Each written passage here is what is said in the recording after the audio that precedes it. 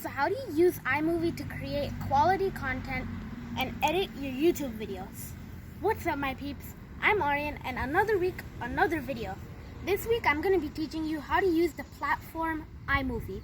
This is very simple and it is great for beginners. So I can't wait to get started, but please remember to become a super subscriber today by hitting the subscribe button, the like button, and that notification bell. Let's get into the video. So iMovie is a simple and easy way to edit your YouTube videos or even just a regular movie. It's very effective, but it can be kind of tricky. So today I'm going to teach you all of the things that you can do within iMovie and how you can use it to your advantage to create quality content. So first of all, we need to launch iMovie. So how do you do this? I'm going to show you right now. So you're going to go onto your Mac. I have the MacBook Pro 16-inch, but any Mac should have pre-downloaded iMovie on it. So on the toolbar down below, you can see I have this iMovie icon right here. It's a purple star with a camera inside of it. But if you don't see it on your toolbar, you can also approach it by going to the Spotlight search, which is this little clue glass that I have here. And I can search iMovie in it, double click iMovie, and it should open up, and that's how you launch iMovie. So once you press your project, you're gonna get into a screen that looks somewhat like this. So there's a bunch of components here, such as on the right we have the viewing area where you can see what our iMovie looks like in the final presentation. Then we have on the bottom where all of the editing goes, where we're gonna drag and drop the clips, connect them, use audio, use transitions, use titles, and everything. That is where all of the editing happens. And then we have where our content is, the import media place. You will probably see a big button that says import media in the middle. I've gone ahead and imported a few downloads that I took. And you could do any downloads. It could be Google Photos, it could be your photos, it could be videos, it could be anything, really. And you have to save it to either your documents or downloads or something that you will be able to import it from. Then you press this import button over here and you should be able to select them. And then once you do, you can press import selected, which I have already gone ahead and done. And you can see that you have the items right here. So now that we have all of our media in the place that it needs to be, let's move it into our iMovie. I've already gone ahead and done so, but basically what you would have to do is click on the item and then drag and drop it down. I've already done this with all of my pieces, and what I like to do in my videos is just stick them all in there. Don't worry about audio, don't worry about titles, don't worry about transitions.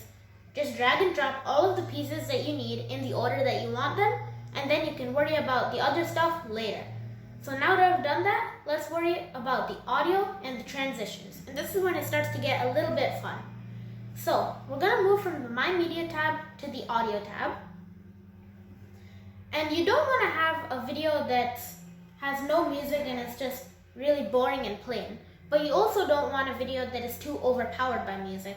So you can balance it in iMovie, and I'm gonna show you how. So there are multiple different types of sounds and music that you can take from here in the sound effects bar. And I'm just gonna take a random one. I'll take this yearbook short one.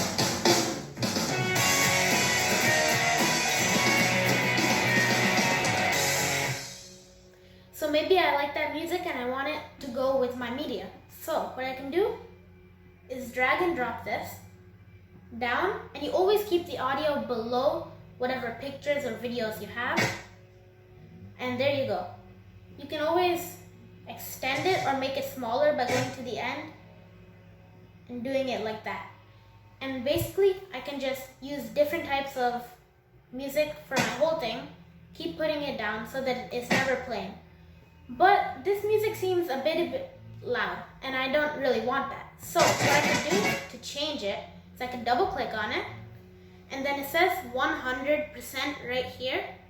What I'm gonna do is I'm gonna adjust it and make it way lower so it's a little bit less loud.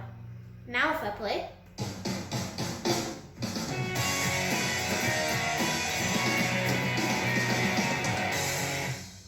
it's a little bit more soothing and I like that sound more. Also, if it's a video, you want to make sure it's very light so that you can also hear your voice. So, now let's move on to the transitions. And transitions make this really fun. So if we go into the transitions tab, you can see there's a lot of different choices here. And you can see what they are just by pressing on them. And it's very cool. Some of my favorites are cube, which I can show you. If I drag and drop the cube and put it on this line, and then play from here, you can see that I had that cube transition. You always have to remember that you keep it on that black line. That's how you know that it's coming through. And then there's multiple others. I also like mosaic. It's a good one. So that's what mosaic looks like. And then they also have stuff like page curling. So they have some pretty cool stuff in here. The transitions you can play around with, but you want to make sure that you use them on every single piece of media that you have so that it looks more efficient and easier. So I'm going to keep just putting these transitions, and then after I keep dragging and dropping them, I'm now done with my transitions. So now that I've done my audio, my transitions, added all of the media and kept it where it's supposed to be, the last step is titles. And we're gonna go over to the titles tab, and there's many options here. You can see there's a lot of options, but personally, I think that the titles in iMovie are not the best. They're just black and white, so it's not really that great. So I created my own custom title on a website called canva.com, which you can check out yourself. And I imported it already, and I'm just gonna slip it right in the beginning. And then I can take another title, put it right at the end, double click on it, and then I can put whatever I wanna right there, such as thanks for watching, or anything you want. So that is how you create the titles. And after that, there's really not much to it, but I wanted to share one more thing. You're probably wondering, how am I doing this face cam right now? Well, the face cam is actually very simple to add. And if I go to my Media tab, and I select one piece, then I'm going to take another piece from my Media, put it right on top of it. Now if I play it, it's not going to come in the top right corner or top left corner or whatever, wherever you want it. It's going to take over the space.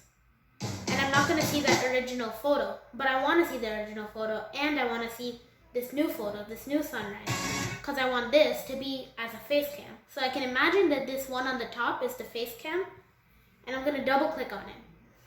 You're going to see here up top it says cutaway.